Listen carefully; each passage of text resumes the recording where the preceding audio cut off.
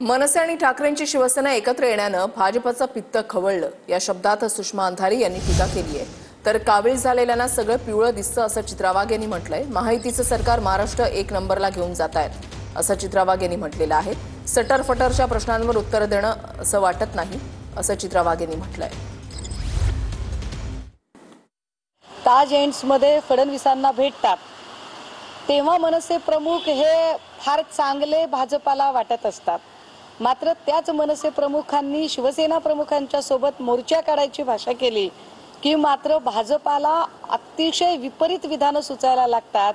याचा स्पष्ट अर्थ असा आहे की या मोर्चाच्या निमित्ताने दोन पक्षांचं मनोमिलन हे भाजपाला अजिबात रुचलेलं नाही, किंबहुना भाजपाचं पित्त खवळणारं आहे।